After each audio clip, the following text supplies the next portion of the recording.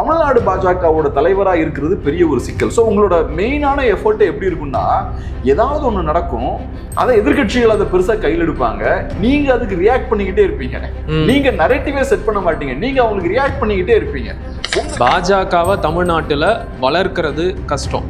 பாஜக லேபிளில் இருந்து தேர்தலில் போட்டி போட்டால் நம்மளால் ஜெயிக்க முடியாது. அதனால் நாம் வேற ஒரு கட்சி தொடங்கி இதே ஐடியாலஜியை இந்த மண்ணுக்கு ஏற்ற மாதிரி பேசி பின்வாசல் வழியாக பாஜகவை கூட்டிக்கிட்டு வரலாம் அப்படிங்கிற ஐடியாவில், மறைமுக அஜெண்டாவில் இப்படி ஒரு முடிவு அவர் எடுத்திருக்கிறாரோ. என்ன தோணுதுன்னா, அண்ணாமலை அவர்களால் பெருசாக தமிழ்நாட்டுக்கான அரசியலெல்லாம் கையில் எடுக்க முடியாதுன்னு எனக்கு தோணுது. நீங்கள் வாயால் சொல்லலாம் தமிழர்களுக்கான அரசியலை நான் பேசுவேன்னு, ஆனால் தமிழர்களுக்கான அரசியலை நீங்கள் பேசணுன்னா அப்போ இங்கே இருக்கிற ரீஜனல் பார்ட்டி மாதிரி நீங்கள் செயல்படணும். அது அண்ணாமலை அவர்களால் முடியாதுன்னு பார்க்குறேன். ஏன்னா பேசிக்லி அண்ணாமலை அவர்கள் ஒரு நேஷனல் பார்ட்டியிலேருந்து வெளில வந்திருக்காரு. ஒரு நேஷனல் பார்ட்டிக்கு நேஷனல் அவுட்லுக் இருக்கும். ஓகே. ஸோ அப்போ அதிமுகவுக்கே மைனாரிட்டி ஓட்ஸ் போகலன்னா, நீங்கள் பாஜகலேருந்து வெளியே வந்தவர், உங்கள் கூட இருக்கவங்க மோஸ்ட்லி பாஜகங்களாக தான் இருக்க போகிறாங்க, அப்போ மைனாரிட்டி ஓட்ஸ் டெஃபினட்டாக வராது. அப்போ நீங்கள் ஸ்டார்ட் பண்ணும்போதே ஒரு -15 to 20 ஓட்ஸில் தான் ஸ்டார்ட் பண்ணுறீங்க. அதுபோக தமிழ்நாட்டில் நீங்கள் எடுத்துக்கிட்டிங்கன்னா, இது வரைக்கும் பாஜக இருந்த கூட்டணி அசம்பிளி எலெக்ஷனில் ஜெயிச்சதே கிடையாது. என்டிகேவுக்கு பெரிய டேமேஜ் ஏற்பட்டதான் நான் பார்க்கல. தமிழ் தேசியவாதிகள் அவங்க எலெக்ஷனில் தோற்ற உடனேயும் திராவிட ஆதரவாளர்லாம் மாறிட மாட்டாங்க. அவங்க மேபி கொஞ்சம் சோர்வடைவாங்க, மேபி சில நேரங்களில் தனியாக குழுக்களாக செயல்படுவாங்க, ஆனால் தமிழ் தேசியவாதியாக தான் இருப்பான். நாளைக்கு ஒரு பிரச்சனை வந்து தமிழ் தேசியவாதி எல்லாம் சேர்ந்துருவாங்க. தமிழ் தேசியம் டிவிகே பாணியில் ஆட்சி அதிகாரத்தில் உட்கார முடியாது. அதை நம்ம கிளியராக புரிஞ்சுக்கணும். டிவிகே பாணியில் தமிழ் தேசியவாதிகள் அரசியல் அதிகாரத்தில் உட்கார முடியாது. அப்போ எந்த பாணியிலேருந்து உட்காரலாம்? திமுக எப்படி அதிகாரத்தில் உட்கார்ந்தாங்க, அந்த ஸ்டைலில் தான் நம்ம உட்காரணும். நெற்றிக்கண் திறப்பினும் குற்றம் குற்றமே. நெற்றிக்கண் வலையொலி உறவுகளுக்கு வணக்கம். உங்களுடைய அன்பாலையும் ஆதரவாலையும் தான் நம்முடைய வலையொலி தொடர்ந்து இயங்கிட்டு இருக்கு. அதனால சேனலை புதுசா பார்க்குற உறவுகள் சப்ஸ்கிரைப் பண்ணிட்டு காணொலியை பாருங்க. காணொலிகள் பிடிச்சிருந்தா லைக் பண்ணுங்க, ஷேர் பண்ணுங்க, கமெண்ட்டும் பண்ணுங்க. இப்போ வாங்க காணொலிக்குள்ள போகலாம். நெற்றிக்கண் வலையொலி உறவுகளுக்கு வணக்கம். இன்றைய அரசியல் உரையாடலுக்காக நம்முடன் இணைந்திருப்பவர் அன்பு அண்ணன் திரு கேப்ரியல் அவர்கள். வாருங்கள், அவருடன் பேசலாம். அண்ணே வணக்கம். வணக்கம். நலமா? நல்லா இருக்கேன், நீங்க எப்படி இருக்கீங்க? நல்லா இருக்கிறேன். அண்ணாமலை புதிய கட்சி தொடங்கி இருக்கிறாரு. அதிகாரப்பூர்வ அறிவிப்பை இன்னைக்கு வெளியிட்டு இருக்கிறாரு. அவர் என்ன சொல்றாரு அப்படின்னா, தேசிய கட்சிகள் தமிழ் மக்கள் புரிந்து கொள்ளும் மொழியில் பேசவில்லை, தமிழ்நாடு மீதான பாஜகவின் பார்வை ஒத்துப்போகவில்லை, இதுவே என்னுடைய முடிவுக்கு காரணம் அப்படிங்கிறாரு. நீங்க இதை எப்படி பாக்குறீங்க? ஒரு விஷயம் தெளிவாயிருச்சு, பாஜகல இருந்து அண்ணாமலை அவர்கள் வெளியேறிட்டாரு. அடுத்து இன்னொரு விஷயம் என்னன்னா, ஃபர்ஸ்ட் ஒரு இயக்கமாக ஸ்டார்ட் பண்ணுவோம், அதுக்கப்புறம் 2031 கண்டிப்பா நம்ம தேர்தலையும் எதிர்கொள்வோம் அப்படின்ற விஷயத்த சொல்றாரு. ஸோ ஃபர்ஸ்ட் ஒரு இயக்கமாக ஆரம்பிச்சு அதுக்கப்புறம் கட்சியாக அதை மாற்றணும் அப்படின்றது ஒரு திட்டமாக இருக்கு. அதுக்கு ஒரு எக்ஸாம்பிள்லாம் சொல்றாரு. எடுத்தோடனே நம்ம 50 கிலோவை தூக்கக்கூடாது, ஃபர்ஸ்ட் ஒரு 10 கிலோவை தூக்கி அதுக்கப்புறம் மசில்ஸ்லாம் ஸ்ட்ராங் ஆக்கி அதுக்கப்புறம் நம்ம அடுத்த ஸ்டேஜுக்கு போகலாம் அப்படின்றது. அப்புறம் அதை ப்ரொஃபஷனலாக பண்ணணும்னு பார்க்குறாரு. ஏபிஜே அப்துல் கலாம் அவர்கள் பேரில் ஒரு இன்ஸ்டியூட் ஒன்று ஆரம்பித்து ப்ராப்பரான ட்ரைனிங்லாம் கொடுத்து ஆட்டில் இறக்கணும். அதுக்கப்புறம் உள்ளாட்சி தேர்தலை ஃபஸ்ட்டு ஃபோக்கஸ் பண்ணணும். இந்த மாதிரியான ஸ்ட்ராட்டஜி, இந்த விஷயங்கள்லாம் வச்சுருக்காரு. அப்புறம் நான் பார்த்த அளவில் அவருக்கு ஒரு விஷன்னா, படித்த தமிழர்கள், டெக்னோக்ராட்ஸ், சொசைட்டியில் நல்ல முக்கியமான இடத்துல இருக்கக்கூடியவங்க, அவங்களெல்லாம் அரசியலுக்குள்ள கொண்டு வரணும் அப்படின்ற விஷயங்கள்லாம் அவர் பேசுறாரு. அதெல்லாம் கரெக்டான விஷயங்கள் தான். அந்த விஷயங்களெல்லாம் அண்ணாமலை அவர்கள் பேசுறாரு. அவரோட ஐடியாலஜி என்ன நமக்கு தெரியல. ஐடியாலஜி இந்த விஷயங்கள் பற்றிலாம் பெருசாக அவர் பேசல. அது போக நீங்க சொன்ன அந்த பாயிண்ட் இருக்கு இல்லையா, அது ஆப்வியஸான ஒரு பாயிண்ட். தமிழ்நாடை பொறுத்தளவில் தமிழ்நாட்டு பாஜகவை லீட் பண்றது ரொம்ப கஷ்டம். தமிழ்நாடு ரொம்ப டிஃப்ரெண்ட்டான ஒரு ஸ்டேட். தமிழ்நாட்டுக்குன்னு பிரத்யேக நலன்கள் இருக்கு. ஒரு நேஷனல் பார்ட்டி எடுத்துக்கிட்டோன்னா அவங்க தமிழ்நாடு ஃபோக்கஸ்டாக, தமிழ்நாடு சென்ட்ரிக்காக பொலிட்டிக்ஸ் பண்ண முடியாது. அவங்க நேஷ்னல் லெவலில் அரசியல் பண்ணுவாங்க. நிறைய நேரங்களில் அவங்க அங்கே பண்ணக்கூடிய விஷயங்கள் இங்கே நமக்கு நேர் எதிராக போய் முடியும். அவங்க நீட் கொண்டு வருவாங்க, எல்லா மாநிலமும் ஏற்றுக்கிட்டாங்க, தமிழ்நாடு ஏற்றுக்கல. அப்போ தமிழ்நாட்டுக்குன்னு அவங்க யோசிக்க மாட்டாங்க, அவங்க ஒட்டுமொத்த இந்தியாவுக்குன்னு யோசிப்பாங்க. ஆனால் தமிழ்நாட்டில் பாஜக பெரிய சிக்கலை ஃபேஸ் பண்ணும். அதே மாதிரி தான் பஞ்சாப்லையும் நடந்தது. மும்மொழி கொள்கை அப்படின்னாலும் அதே கொள்கையை நம்ம ஹிந்தி விஷயத்தை எடுத்துக்கிட்டோம்னா இங்க அது பயங்கரமா பேக் ஃபயர் ஆகும். ஸோ தமிழ்நாடு பாஜகவை லீட் பண்றது ரொம்ப ரொம்ப கஷ்டமான ஒரு காரியம். அங்க ஏதாவது ஒரு ஸ்டேட்ல பாஜக சிஎம் ஒன்று பேசுவார், அதுக்கு இவங்க பதில் சொல்லணும்.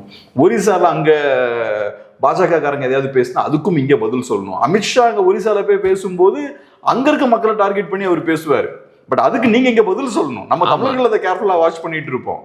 அது பாஜகவுக்கு நல்லது கெட்டதுன்னு தாண்டி நமக்கு சிக்கலா இல்லையான்னு தான் நம்ம பார்ப்போம். ஸோ அதனால தமிழ்நாடு பாஜகவோட தலைவராக இருக்கிறது பெரிய ஒரு சிக்கல். ஸோ உங்களோட மெயினான எஃபர்ட் எப்படி இருக்குன்னா, ஏதாவது ஒன்று நடக்கும், அதை எதிர்கட்சிகள் அதை பெருசா கையில் எடுப்பாங்க, நீங்க அதுக்கு ரியாக்ட் பண்ணிக்கிட்டே இருப்பீங்க.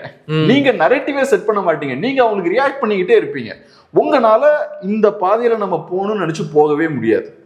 ஒரு கட்டத்தில் அண்ணாமலை அவர்கள் 24ல் ஒரு நல்ல ஒரு வெற்றியல்ல ஒரு நல்ல ஒரு முன்னேற்றத்தை பாஜகவுக்கு கொடுக்குறாரு. 10% ஓட்ஸை பாஜக வாங்குறாங்க, 18% ஓட்ஸ் அந்த அலைன்ஸ் வாங்குறாங்க. அப்போ பாஜகவும் பார்த்தோம்னா ஒரு ஸ்ட்ராட்டஜி போடுறாங்க, தனியாக நிற்போம், கட்சியை நம்ம தனியாக வளர்ப்போம், நம்ம தலைமையில் ஒரு லீடர்ஷிப் ஒரு அலைன்ஸ் ஃபார்ம் பண்ணுன்ற இடத்துக்கு வராங்க. அதுக்கப்புறம் 26ல் பல்டி அடிக்கிறாங்க, அதுக்கு நேர்மாறான ஒரு ஸ்டாண்ட் எடுக்கிறாங்க. அப்புறம் என்ன முடிஞ்சு வச்சுட்டு அண்ணாமலை அவர்கள் போய் திருப்பி ஓட்டு கேட்பாரு, நீங்க தான் அதிமுகவை மோசம்னு சொல்றீங்க 24ல், அப்புறம் திரும்ப அதிமுகவுக்கே ஓட்டு போடுங்கன்னு சொன்னா அவரோட ரெப்புடேஷன் அடி வாங்கும். ஆனா பாஜகவை பொறுத்தல அதை பத்தி அவங்களுக்கு அவ்வளவு கிடையாது. நேஷனல் லெவல்ல எனக்கு வேற தேவை இருக்கு. 26ல் அதிமுகவோட போனாதான் 29ல் எனக்கு கொஞ்சம் சீட்ஸ் வாங்க முடியும். ஏன்னா 24ல் அவங்க எதிர்பார்த்த அளவுக்கு பெர்ஃபார்ம் பண்ண முடியல. ஸோ இப்படிப்பட்ட கணக்குகள்னா பாஜக நேஷனல் பார்ட்டியால இப்படிதான். இது இந்த பிரச்சனை காங்கிரஸுக்கும் இருக்கு. ஆனா காங்கிரஸ் பார்ட்டியை பொறுத்தளவுல வளர்க்கணுன்ற எண்ணம்லாம் அங்க எதுவும் கிடையாது. அவங்க யதார்த்தத்தை ஏத்துப்பாங்க, ஏத்து புரிஞ்சுக்கிட்டு என்னாலும் பேசாம அமைதியா உட்காந்துப்பாங்க. ஸோ அதனால பாஜகவோட ஸ்டேட் பிரசிடென்ட்டா இருக்கிறது சிக்கலான ஒரு விஷயம். அது போக அங்க மல்டிபிள் பவர் சென்டர்ஸும் இருக்கும். அண்ணாமலை அவர்கள் மாதிரியான ஒரு லீடர் ஃப்ரீயா செயல்பட விரும்பக்கூடிய ஒரு இண்டிவிஜுவல், பார்ட்டி ஃபுல்லாக அவர் கண்ட்ரோல் இருக்குன்னு நினைக்கக்கூடிய ஒரு ஆள். நம்மளே பார்த்துருப்போம், அவர் ஸ்டேட் பிரசிடென்ட்டாக இருக்கும்போது சிங்கிள் வாய்ஸ் தான் பாஜகவில். அதுக்கு முன்னாடிலாம் தமாஷா இருக்கும், பாஜக வந்து நல்லா என்டர்டெயின்மெண்ட்டாக இருக்கும், ஒவ்வொருத்தவங்களும் ஒவ்வொரு விஷயத்த பேசுவாங்க, அப்புறம் அந்த அவர் சொன்னார்னு சொல்லி இன்னொருத்தங்கிட்ட போய் கேட்பாங்க. இப்படி நிறைய குழப்பங்கள் பாஜகவில் போயிட்டு இருக்கும். அண்ணாமலை அவர்கள் வந்ததுக்கப்புறம் பாஜகனா சிங்கிள் வாய்ஸில் நான் சொல்கிறதான் பாஜகவோட கருத்து அப்படின்னு, தமிழ்நாடு பாஜகவோட கருத்துன்ற மாதிரி கொண்டு போயிட்டார். ஆனால் அந்த மாதிரியான ஒரு கண்ட்ரோலை பாஜக மாதிரியான பார்ட்டி மேலே நீங்கள் செலுத்த முடியாது. தமிழ்நாடு பாஜக மாதிரியான இடத்துல செலுத்த முடியாது. அதுக்கு ஒரு லிமிட் இருக்குது. 24ல் அது பார்ட்டி உங்களுக்கு ஃப்ரீடம் கொடுத்துச்சு. ஏன்னா தனியாக கட்சியை வளர்க்கணும்னு நினச்சாலும் பார்ட்டி ஃப்ரீடம் கொடுத்தாங்க. ஆனால் அந்த ஃப்ரீடம் எப்போவுமே உங்களுக்கு இருக்காது. ஆனால் அண்ணாமலையர் மாதிரியான ஒரு கேரக்டருக்கு அந்த ஃப்ரீடம் இல்லாமல் செயல்பட முடியாது. ட்ரெடிஷ்னல் பொலிட்டிஷியன் அப்படி செயல்படுவார். இன்னைக்கு எனக்கு நல்லா வாய்ப்பு இருந்ததுன்னா பயங்கரமாக அதை யூஸ் பண்ணுவார், வாய்ப்பு இல்லைன்னா அமைதியாக உட்காந்து வெயிட்டும் பண்ணுவார். நாளைக்கு எனக்கு வாய்ப்பு வரும், அப்போ நான் பார்த்துக்கலாம் அப்படின்னு சொல்லிட்டு பின்னாடி இருந்து மெதுவாக காய்களை நகர்த்துவார். இப்போ நயனார் நாகேந்திரன் அந்த மாதிரியான பொலிட்டிஷியன்ஸ் தான் அவங்க ட்ரெடிஷ்னல் பொலிட்டிஷியன்ஸ். அண்ணாமலை அப்படி கிடையாது. அதிரடியாக பேசுறது, அவரோட கண்ட்ரோலுக்கு கீழே எல்லாம் இருக்கணும்னு நினைக்கிறது, ஒன்று சொன்னால் நடக்கணும்னு எதிர்பார்க்கறது, இந்த மாதிரியான ஒரு கேரக்டர் அண்ணாமலை அவர்கள். ஸோ அதனால அவருக்கு தனியாக போகிறது தான் பெட்டராக இருக்கும். பாஜக மாதிரியான ஒரு கட்சியோட சேர்ந்து பயணிக்கும் போது அது பெரிய ஒரு சுமையாகவும் இருக்கும். அந்த கட்சியை இங்கே வளர்க்குறது கஷ்டம். ஓகே, அந்த இடத்துல இருந்து தான் இன்னொரு கேள்வியும் வருது. பாஜகவை தமிழ்நாட்டில் வளர்க்கிறது கஷ்டம், பாஜக லேபிளில் இருந்து தேர்தலில் போட்டி போட்டால் நம்மளால் ஜெயிக்க முடியாது, அதனால் நாம் வந்து வேற ஒரு கட்சி தொடங்கி இதே ஐடியாலஜியை இந்த மண்ணுக்கு ஏற்ற மாதிரி பேசி பின்வாசல் வழியாக பாஜகவை கூட்டிக்கிட்டு வரலாம் அப்படிங்கிற ஐடியாவில், மறைமுக அஜெண்டாவில் இப்படி ஒரு முடிவை அவர் எடுத்திருக்கிறாரோ? இப்போ தமிழ்நாட்டில் வந்து பாஜகவை ஏதோ ஒரு பெரிய பூதம் மாதிரி கட்டமைச்சிருக்காங்க. பாஜகன்ற கட்சி தமிழர்களுக்கான கட்சி கிடையாது. பாஜகவோட கொள்கை, கோட்பாடு, அரசியல் எதுவுமே தமிழர்களுக்கான அரசியல் கிடையாது. அதெல்லாம் நான் ஏற்றுக்கிறேன். இன்ஃபேக்ட் தமிழர்களுக்கு எதிரான அரசியல் தான் பாஜக முன்னெடுக்கிறாங்க. ஆனால் இங்கே திமுக என்ன பண்ணியிருக்காங்கன்னா, பாஜகன்றது ஒரு பெரிய பூதம் மாதிரி எக்ஸ்ட்ராடினரியான விஷயங்கள் பண்ணிடுவாங்க. இங்கே இதை பண்ணிடுவாங்க, அதை பண்ணிடுவாங்க, இந்த கட்சியை கபலீகரம் பண்ணிடுவாங்க, அந்த கட்சியை அப்படி பண்ணிடுவாங்க. அதெல்லாம் ஒரு எக்ஸ்டென்ட்டுக்கு மேபி பண்ணலாமா இருக்கும். ஆனால் சில நேரங்களில் ஓவர் பில்டப்பும் இருக்கிற மாதிரி பார்க்குறேன். இப்போ கூட ஒன்று நடக்குதுன்னா ஏதோ பெரிய ஒரு காய் நகர்வு பின்னாடி இருக்குமோ அப்படின்னு யோசிக்கிறது இருக்கு. எனக்கு அந்த மாதிரிலாம் பெருசாக இருக்கிற மாதிரி தெரியல. சரி, இப்போ அண்ணாமலை அவர்கள் தனியாக இறக்குறதால பாஜகவுக்கு என்ன யூஸ் இருக்கு? இல்லை, ஒரு 10% வாங்குறாருன்னு வச்சுப்போமே, ஒரு 10% ஓட்டே வாங்குறாருன்னு வச்சுப்போம், அதில் என்ன பாஜகவுக்கு என்ன யூஸ் வரும்னு நினைக்கிறீங்க? இல்லை, அதுதான் நான் சொல்கிறேன். என்னன்னா அண்ணாமலை பாஜகவோட ஸ்டேட் பிரசிடெண்டா இருந்த வரைக்கும் அவர் தான் அந்த பார்ட்டியோட முகமாவே இருந்தார். அவரால் அந்த கட்சி தமிழ்நாட்டில் கொஞ்சம் வளர்ச்சி அடைஞ்சது அப்படிங்கிறதுலையும் மாற்று கருத்து இல்லை. இன்னைக்கும் கூட அவருக்கான வரவேற்பு கொஞ்சம் இருக்கு. அவரே வந்து பார்த்தீங்கன்னா ஒரு வெப்சைட்டை வெளியிட்டாரு மெம்பராக சேர்றதுக்கு. ஓப்பன் பண்ண கொஞ்ச நேரத்திலேயே 5 லட்சத்திற்கும் மேற்பட்ட நபர்கள் வந்து அதில் வந்து இணையறாங்க. அப்போ அண்ணாமலைக்குன்னு இருக்கிற தனிப்பட்ட அந்த செல்வாக்கை பயன்படுத்தி கொஞ்சம் கொஞ்சமாவாச்சும் மேலே ஏறி வந்துடலாம் அப்படின்னு பாஜக நினைக்கலாம் இல்லை? எப்படி வருவாங்கன்னு நான் கேட்குறேன். என்னை பொறுத்தளவில் பாஜகவுக்கு தமிழ்நாட்டில் இருந்து சீட்ஸ் தேவை. அதுதான் அவங்களோட முக்கியமான கணக்கு. அண்ணாமலை அவர்கள் 10% 15% வாங்குறதால பாஜகவுக்கு சீட்ஸ் அதிகமாக போறது இல்லை. நாளைக்கு அண்ணாமலை அவர்கள் தனியா சீட்ஸா கன்வெர்ட் பண்ணும். இப்ப அண்ணாமலை அவர்கள் வர்றதால என்ன ஆகும்னா பாஜகன்ற கட்சி பலவீனப்பட போகுது. பாஜக கூடிய நிர்வாகிகள் நிறைய பேர் இப்பயே அண்ணாமலை அவர்கள் கூட போய் சேர்றாங்க. இது பாஜக கட்சியை பலவீனப்படுத்தும். ஆக்சுவலா எடுத்தோடனே நடக்க போற விஷயம் என்னன்னா பாஜக தான் 2ஆ உடஞ்சிருக்கு. இப்போ தமிழ்நாடு பாஜக 2ஆ உடஞ்சிருக்கு. அதுதான் நடந்திருக்கு. ஸோ அதனால அண்ணாமலையும் தமிழக பாஜகவும் சேர்ந்து இருந்தா இருக்கக்கூடிய பலம் இருக்குல்ல, அதை விட கம்மியாக தான் அண்ணாமலைக்கும் இருக்கும், தமிழக பாஜகவும் இனி அப்படிதான் இருக்கும். ஏன்னா 2ஆ உடஞ்சிருக்காங்க. ஸோ இது எனக்கு என்னமோ பாஜகவுக்கு பெருசா யூஸ்ஃபுல்லா இருக்கும்னு தோணல. பட் உங்களோட கணிப்பு என்னன்னா ஃபியூச்சர்ல அண்ணாமலை இவர் வளர்ந்த பிறகு இவர் கூட கூட்டணி வச்சு வரலாம் இல்லையா சொல்றேன். இப்போ நான் ஒன்று சொல்றேன். பாஜக பார்ட்டி எடுத்துக்கிட்டீங்கன்னா தனிநபர்கள் அவங்கள முன்னிலைப்படுத்துறதே அவங்க விரும்ப மாட்டாங்க பெருசா. உண்மை. பாஜகவும் சரி ஆர்எஸ்எஸும் சரி அந்த இண்டிவிஜுவலிசம் இருக்குல்ல, ஒரு சூப்பர் ஹீரோ நம்பி இருக்கிற அந்த அது ஆர்எஸ்எஸ்ல சுத்தமா கிடையாது. இன்னைக்கு நீங்க ஆர்எஸ்எஸ் வந்து இவ்வளவு பெரிய அமைப்பா இருக்கு. நம்ம இங்க தமிழ்நாட்டுல சில பார்க்குக்கெல்லாம் போனா கூட அவங்க பாத்தீங்கன்னா சில விஷயங்கள்லாம் பண்றாங்க. நீ கோடம்பாக்கம்லாம் நீங்க பாத்திருப்பீங்க. நான் முன்னாடி பாத்திருக்கேன், இப்ப தெரியல எனக்கு. இந்த ஏதோ இந்த ஷாக்கா இந்த விஷயங்கள்லாம் அவங்க பண்ணிட்டு இருப்பாங்க. ஆனா அவங்க லீடர்ஸ் யாருன்னு கேட்டா நமக்கு பெருசா தெரியாது. ஸோ அவங்களோட செயல்பாடுகள் இருக்குமே தவிர தனி மனிதர்கள் பார்த்தோம்னா பெரிய பவர்ஃபுல் டால் லீடர்ஸா பெருசா நிக்க மாட்டாங்க. பாஜகலையும் இது உண்டு. மோடி அவர்கள் பிஎம் ஆனதுக்கு அப்புறம் அதை பிரேக் பண்ணி தனக்குன்னு ஒரு இண்டிவிஜுவல் இமேஜை உருவாக்கிக்கிட்டாரு. குஜராத் சிஎம்மா இருக்கும்போது ஓரளவுக்கு அந்த விஷயத்த மோடி அவர்கள் பண்றார். ஸோ நான் எதுக்கு இதெல்லாம் சொல்றேன்னா பாஜக ஒரு இண்டிவிஜுவலை மையமா வச்சு ஸ்ட்ராட்டஜிஸ் போட மாட்டாங்க. அது வந்து ஒரு ப்ராப்பரான பார்ட்டி. இப்போ நான் ஒரு எக்ஸாம்பிள் சொல்றேன். மோடி அவர்கள் எடுத்துக்கிட்டீங்கன்னா 2014 இருந்து இப்போ வரைக்கும் எத்தனை தடவை தமிழ்நாட்டுக்கு வந்துட்டார். ஒவ்வொரு எலெக்ஷனையும் எவ்வளோ தூரம் ஃபோக்கஸ் பண்ணுறாரு. இப்போ நான் பாஜகவோட லீடராக இருக்கணும்னு வச்சுப்போமே, டாப் லெவல் லீடராக இருக்கணும்னு வச்சுப்போமே, நான் சத்தியமாக சொல்கிறேன் தமிழ்நாடு ஒரு பொருட்டாவே நான் கனெக்ட் பண்ணியிருக்க மாட்டேன். ஏன்னா தமிழ்நாட்டு பாஜக அந்த அளவுக்கு மோசமாக பெர்ஃபார்ம் பண்ணுறாங்க. 35 சீட் கண்டெஸ்ட் பண்ணி 1 சீட் வச்சிருக்காங்க. ஸோ தமிழக பாஜக இவ்வளோ மோசமாக இருக்கும்போது நான் பாஜக மாதிரியான ஒரு பார்ட்டியோட லீடராக இருந்தேன்னா டெக்னிக்கலாக நமக்கு என்ன இங்கே யூஸே இல்லை. அதுக்கு நான் யூபியை ஃபோக்கஸ் பண்ணலாம், வேற சில ஸ்டேட்ஸை ஃபோக்கஸ் பண்ணால் இன்னும் எஃபெக்டிவாக இருக்குன்னு நான் யோசிப்பேன். ஆனால் பாஜக எப்படி அதை பார்க்குறாங்கன்னா நம்ம இந்தியான்ற ஒரு நாட்டில் எல்லா பகுதியிலும் நம்ம கை இருக்கணும். தமிழ்நாடுன்ற ஒரு ஸ்டேட் என்னை விட்டு பிரிஞ்சிருக்க கூடாது. இங்கே இவ்வளோ மோசமாக இருந்தாலும் நான் ஃபைட் பண்ணுவேன். நான் பிஎம்ஆ இருந்தாலும் எனக்கு 1008 வேலை இருந்தாலும் இதை விட முக்கியமான வேலை இருந்தாலும் நான் இதை சும்மா விட மாட்டேன்றதுக்காக இங்க வந்து ஒர்க் பண்றாங்க. ஒர்க் பண்றது எதுக்காக பண்றாங்க? அண்ணாமலைய சிஎம் ஆக்கணும், இல்லாட்டி நயனார் நாகேந்திரன் சிஎம் ஆக்கணும். அவங்களோட ஐடியாலஜியை இங்க கொண்டு வரணும், அந்த பார்ட்டியை ஸ்ட்ராங் ஆக்குறதுக்கு. ஸோ நான் எதுக்கு சொல்றேன்னா அவங்க வந்து அந்த கட்சியை கட்டுறது இருக்குல்ல, அதுக்கு நிறைய எஃபோர்ட் போடுறவங்க. அதை அவங்க கிட்ட இருந்து கத்துக்கணும். நம்ம கம்யூனிஸ்டுகளுக்கும் அது உண்டு. கட்சியை கட்டமைக்கிறது எப்படி, கட்சியை களத்துல போய் கட்டுறது எப்படின்றது அவங்களுக்கு அது தெரியும். அந்த வேலையை வந்து டஃப்பா பண்றாங்க. ஸோ அப்படி இருக்கும்போது மோடி அவர்கள் இவ்வளவு நாளா ஒர்க் பண்ணது எல்லாமே என்னன்னா, மோடி அவர்களா இருக்கலாம், அமித்ஷாவா இருக்கலாம், மற்ற ஸ்டேட் சிஎம்ஸ் நிறைய பேர் இங்க வந்து கேம்பெயின் பண்ணியிருக்காங்க. அதெல்லாம் பண்ணதே பாஜகன்ற கட்சியை தமிழ்நாட்டில் வளர்க்கறதுக்கு தான். அதனால அதை பலவீனப்படுத்தக்கூடிய விஷயங்கள் அவங்க பண்ண மாட்டாங்க. இது அவங்களோட ட்ரெடிஷனுக்கு அகெயின்ஸ்டான ஒரு விஷயமா இருக்கும் அப்படின்றதான் என்னோட பார்வை.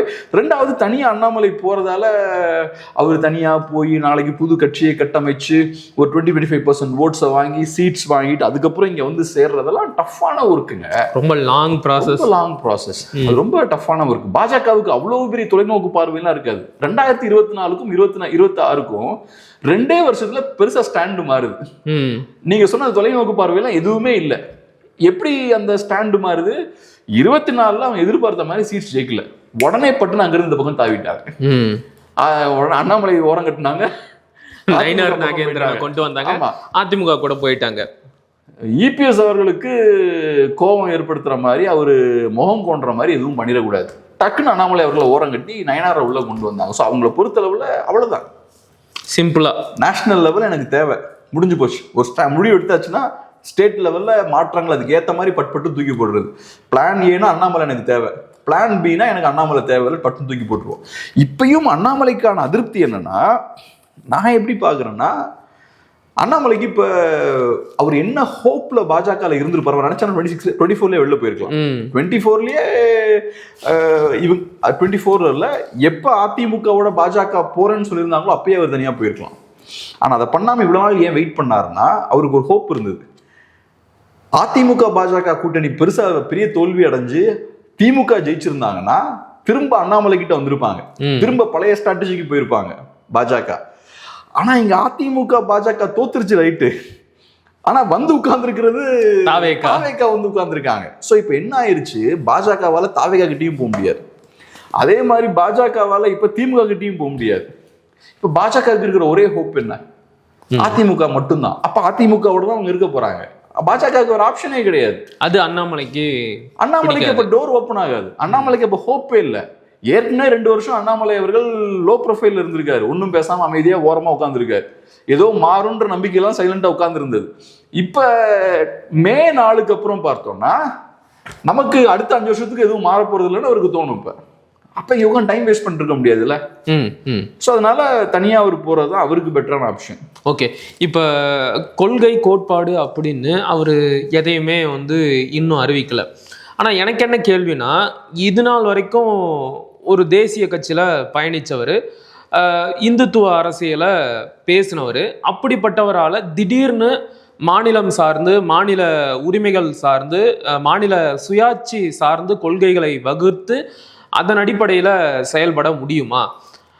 அப்படியே அவர் வந்து மாநிலம் சார்ந்த அரசியலை முன்னெடுத்தாலும் மக்கள் வந்து அதை நம்புவாங்களா? ஏன் இந்த கேள்வி வருது அப்படின்னா, நீங்கள் தொடக்கத்திலே சொன்ன மாதிரி அப்துல் கலாமோட பெயரில் ஒரு இன்ஸ்டியூட் ஸ்டார்ட் பண்ணி முதல்ல ட்ரைனிங் கொடுக்க போகிறேன் அப்படின்னு வந்து பேசுகிறாரு. ஏன் அப்துல் கலாமோட பேர் அப்படின்னு கொஞ்சம் நம்ம யோசிச்சோன்னா, அவர் பாஜகவிலிருந்து வந்திருக்கிறாரு, சிறுபான்மை மக்கள் வந்து எப்படியும் அவரை நம்ப போகிறது இல்லை.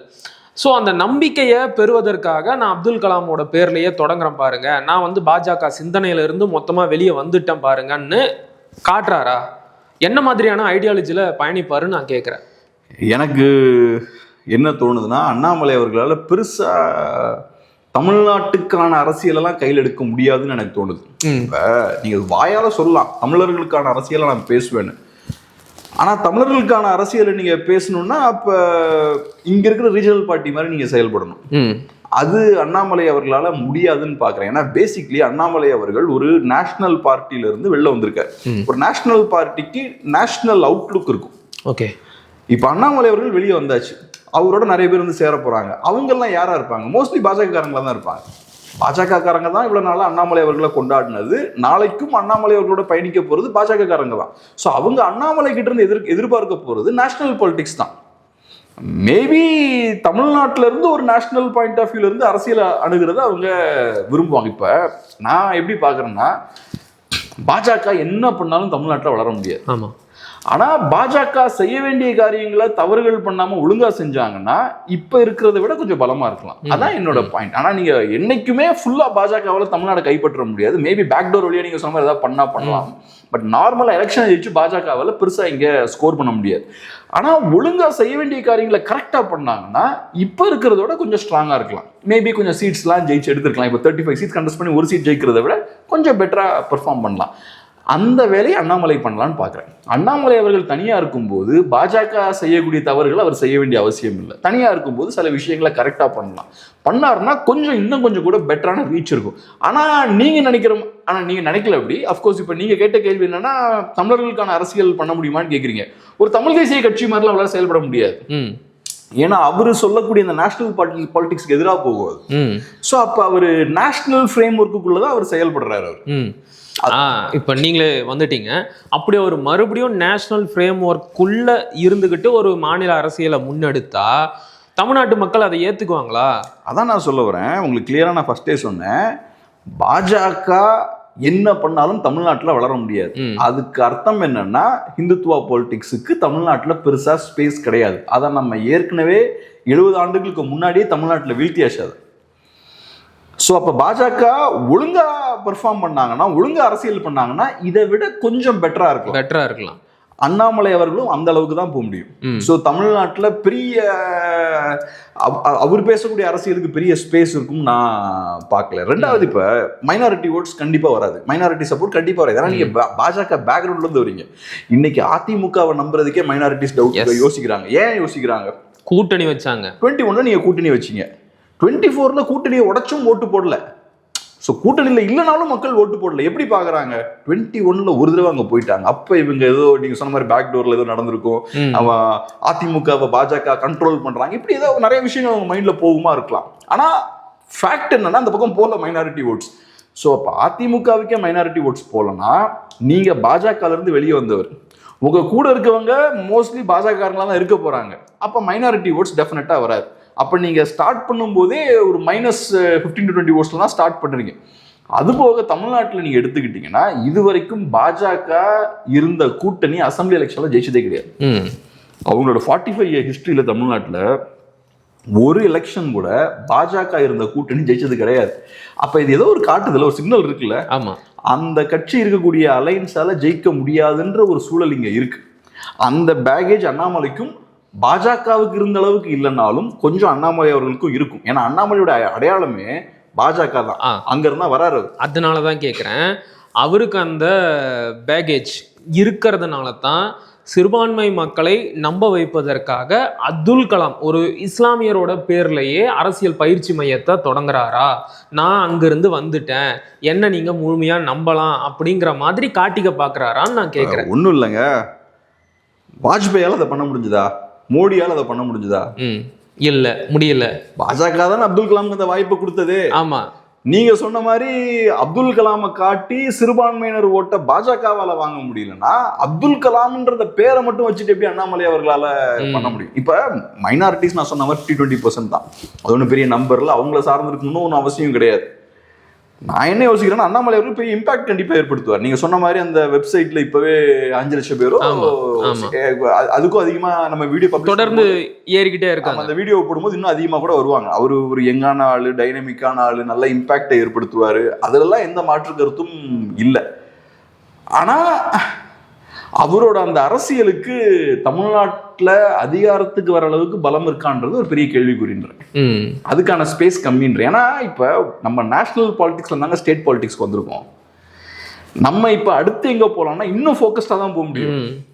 நேஷனல் பாலிடிக்ஸ்ல இருந்து திராவிட அரசியலுக்கு வந்திருக்கோம், அப்புறம் ரீஜனலாக வரும். இப்போ நமக்கு இருக்கிற பிரச்சனை என்னன்னா இது ரொம்ப ஒய்டா இருக்கு. திராவிடம்ன்றது 4 ஸ்டேட்டுக்கான பாலிடிக்ஸா இருக்கு. நான் இன்னும் ஃபோக்கஸ்டா போகணுன்றேன். நேஷனல்ல இருந்து எப்படி சுருங்கணுமோ இப்ப கூட திராவிடத்துல இருந்து சுருங்கி இன்னும் நான் தமிழ் தேசியத்துக்குள்ள வரணும்னு நான் எதிர்பார்க்கிறேன். அப்பதான் எனக்கு இன்னும் ஃபோக்கஸ் கிடைக்கும். அப்ப இது அதுக்கு நேர் முரணால இருக்கு. நீங்க ஃபோக்கஸ் பண்ணாம நீங்க ஜூம் அவுட்ல பண்றீங்க. சரி, ஓகே, பொறுத்திருந்து பார்க்கலாம். அவர் அவருடைய கொள்கைகளை அறிவிக்கிற வரைக்கும் அவர் எப்படிப்பட்ட அரசியலை முன்னெடுக்க போறாரு அப்படிங்கிறது நமக்கு தெரியாது. இருந்தாலும் 2026 சட்டமன்ற தேர்தல் என்பது தமிழ்நாட்டு மக்களுடைய மனநிலையை வெளிப்படுத்தியிருக்கு. அவங்க மாற்றத்தை எதிர்பார்த்து இருந்திருக்கிறாங்க. விஜய் அந்த மாற்றத்தை கொடுப்பாருன்னு நம்பினதுனால அவருக்கு ஓட்டு போட்டு ஆட்சி அதிகாரத்திலையும் உட்கார வச்சிருக்கிறாங்க. இப்போ இந்த மாற்றத்திற்கான ஸ்பேஸை நாமளும் பயன்படுத்திக்கலான்னு அண்ணாமலை வராரு. ஆனால் ஏற்கனவே கடந்த 15 ஆண்டுகளாக மாற்று அரசியலை, தமிழ் தேசிய அரசியலை முன்வைத்து தமிழ்நாடு அரசியல் களத்தில் நாம் தமிழர் கட்சி தொடர்ந்து செயல்பட்டுக்கிட்டே இருக்கிறாங்க. இப்படிப்பட்ட சூழலில் அண்ணாமலையோட வருகை நாம் தமிழர் கட்சிக்கு எப்படிப்பட்ட பாதிப்புகளை ஏற்படுத்தும், இல்லை உண்மையிலேயே பாதிப்பு இருக்குன்னு நீங்கள் நினைக்கிறீங்களா? என்னை பொறுத்தளவில் என்டிகேவுக்கு ஒரு நல்ல வாய்ப்புங்க. இப்போ இந்த 8% 6-8 ஆக்கணும், 8-10 ஆக்கணும் அப்படின்ற இடத்துல இருந்து இப்போ 8-4 ஆயிருக்குல்ல. இனி அடுத்தது கட்சியை எப்படி வலுப்படுத்தலாம் அப்படின்றத யோசிக்கிறதுக்கான ஒரு நல்ல ஒரு காலகட்டம். மற்ற கட்சிகளை மாதிரி இவர் 30% வச்சிருக்காரு, இவர் 20% வச்சிருக்காரு, அண்ணாமலை 10% வாங்கிடுவார், இதுல நம்ம எத்தனை % வாங்குவோம். ஒரு கட்சியோட பலத்தையும் ஒரு கட்சியோட வளர்ச்சியும் நம்ம அந்த நம்பர் பர்சன்டேஜ் இருக்குல்ல, 5 வருஷத்துக்காக வரக்கூடிய அந்த எலெக்ஷனோட பர்சன்டேஜை மட்டுமே வைத்து நம்ம கனெக்ட் பண்ண வேண்டிய அவசியம் இல்லை நான் நினைக்கிறேன். ஸோ என்டிகேவுக்கு இது ஒரு நல்ல வாய்ப்பு. என்டிகேவுக்கு இன்ஹரண்ட்டும் வாங்கல, உள்ளுக்குள்ள நிறைய ஸ்ட்ரென்த் இருக்கு. இப்போ திருச்சி மாநாட்டுக்கு அவ்வளோ பெரிய கூட்டம் வந்தாங்க, அவங்க இன்னைக்கு இருக்க தான் போறாங்க, அவங்க கலைஞ்சு போகிறது கிடையாது. ஓட்ஸ் ஷிஃப்ட் ஆகும். ஓட்ஸ் பார்த்தீங்கன்னா ஜென்ரலாக சீமானே மாசா பேசுறாருப்பா அப்படின்னு நினைச்சு வரவங்க இருப்பாங்க. திமுக சூப்பரா என்டிகே திட்டுறாங்கப்பா அப்படின்னு நினைச்சு வரவங்க இருப்பாங்க. ஜென்ரல் ஓட்டர்ஸ் வந்து அப்படிதான் இருப்பாங்க. அந்த மாதிரியான ஓட்ஸ் வந்து ஷஃபிள் ஆகும், அங்கங்க போகும். ஆனா ஐடியாலஜிக்கான ஓட்டு வந்து பிரிஞ்சு போகாது. அந்த மாநாட்டுக்கு வந்த கூட்டம் இங்கே தான் இருக்க போகுது. ஸோ நான் என்ன சொல்லுவேன்னா, தேவை என்னன்னா, அது ஒரு பெரிய மக்கள் சக்தி இருக்கு. இப்போ அதை யூஸ் பண்ணி ப்ராப்பரான ஒரு ஆர்கனைசேஷனை பில்ட் பண்ணணும். இந்த நம்பர் கேம்ஸ்குள்ள போக வேண்டாம். இது ஒரு நல்ல வாய்ப்பு. இவ்வளவு நாள் ஒரு ப்ரெஷர் இருந்தது. 1 2 ஆயிருக்கு, 2 4 ஆயிருக்கு, 4 8 ஆயிருக்கு, 8 எடுத்தது 10 ஆகணும், இல்லைன்னா எல்லாம் திட்டுவாங்களே அப்படின்ற அந்த ப்ரெஷர் இருந்தது. இப்போ அது இல்லை. 8 4 ஆயாச்சு. இனி 2 ஆனாலும் யாரும் கண்டுக்க மாட்டாங்க, 5 ஆனாலும் யாரும் கண்டுக்க போறது கிடையாது. ஸோ அதனால ஆனா அது ஒரு பின்னடைவா தானே பார்க்கப்படும். அது பின்னடைவா பார்க்கப்படும். பட் நான் என்ன சொல்றேன்னா, ஒரு பார்ட்டி கட்டமைப்பை உருவாக்கியாச்சுன்னா இந்த வாய்ப்பை. ஆனா நேத்து இருந்த ப்ரெஷர் நீங்க இல்ல 24ல 8 வந்ததுக்கு அப்புறம் ஐயோ 10 10 10ன்ட்டே இருந்தாங்க. நாளைக்கு அடுத்த எலெக்ஷன்ல அது கேட்க போறது இல்லை. என்டிகேவை பார்த்து 10 வருவாங்களா 5 வருவாங்களான்லாம் கேட்க மாட்டாங்க. இன்ஃபேக்ட் பேச மாட்டாங்க என்டிகே பத்தி பெருசா. ஸோ அது நல்லதுன்றேன். அவங்க பேசாம வேற விஷயங்கள் பத்தி பேசிட்டு போறது நல்லது. அந்த டைம்ல தமிழ் தேசியவாதிகள் நல்ல ஒரு கட்சி அடித்தளத்தை உருவாக்குனா இன்னும் பெட்டரா இருக்கும். கட்சி கட்டமைக்கக்கூடிய வேலைகள் பார்த்தா இன்னும் பெட்டரா இருக்கும். அதுக்கான நல்ல வாய்ப்பு. இந்த 4 முனை போட்டின்னு சொல்லிட்டு என்டிகேவையும் உள்ள வைக்கும் போது ஒரு ப்ரெஷர் கிரியேட் ஆகுது. இப்ப அந்த ப்ரெஷர் இல்லை, சத்தம் இல்லாம நம்ம வேலை பார்க்கலாம். ஸோ அதனால நீங்க ஓட் பர்சன்டேஜ் எல்லாம் வச்சு கணக்கு பண்ணீங்கன்னா மேபி அண்ணாமலை அவர்களோட வருகை என்டிகேவுக்கு ஒரு பாதிப்பு ஏற்படுத்தலாம். ஏன்னா அவரும் திமுக எதிர்ப்பு தான் பேச போறாரு. இப்ப எப்படி விஜய் திமுக எதிர்ப்பை பேசிட்டு உள்ள வரும்போது அது என்டிகேவுக்கு ஒரு போட்டியை கிரியேட் பண்ணுது.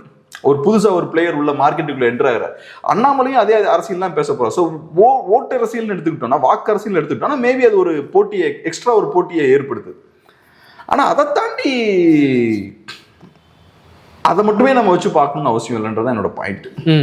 நம்ம வந்து தமிழ் தேசியத்தை எப்படி கட்டமைக்கலாம், ஒரு நல்ல ஒரு அடித்தளத்தை போட்டோம்னா கரெக்டான டைம் வரும்போது பெரிய மாற்றங்களை ஏற்படுத்த முடியும். அதான் என்னோட முக்கியமான ஒரு பாயிண்ட். ஸோ நல்ல அரசியல் புரிதல் உள்ள, நல்ல எண்ணங்கள் கொண்ட, நல்ல தமிழ்நாடை பற்றின ஒரு ஃபார்வர்டு திங்கிங் ஆட்கள்லாம் சேர்ந்து கரெக்டான ஒரு குரூப், கரெக்டான ஒரு அமைப்பை ஃபார்ம் பண்ணியாச்சுன்னா அது கரெக்டான டைமில் பெரிய மாற்றத்தை அது கொண்டு வரும். ஸோ அதுக்கான வேலையை தான் பார்க்கணும்னு நான் யோசிக்கிறேன்.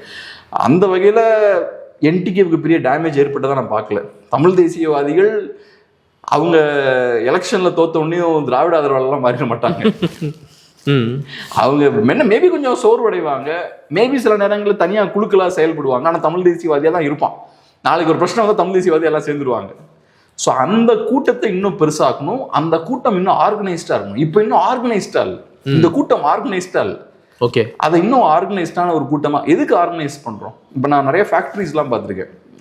2014 இந்த காலகட்டத்தில் பிஸ்னஸ் ஷோ பண்ணும்போது நிறைய ஃபேக்டரிஸ்லாம் போய் பார்ப்பேன்.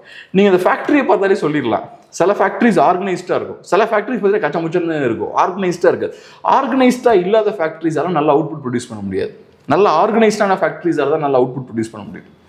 ஓகே, அந்த உற்பத்தி இன்னும் அதிகமாக இருக்கும் ஆர்கனைஸ்டான ஃபேக்டரிஸில். நல்ல மெஷின்ஸ் மாதிரி கரெக்டாக வருவாங்க போவாங்க செய்வாங்க, எல்லாம் கரெக்டாக ஒழுங்காக இருக்கும். அங்கே தான் உற்பத்தி அதிகமாக இருக்கும். பார்ட்டியும் அதே மாதிரி தான். எந்த அளவுக்கு அருமையாக ஆர்கனைஸ்டாக இருக்கோ அந்த அளவுக்கு அருமையான இம்பாக்ட் அது ஏற்படுத்தும்.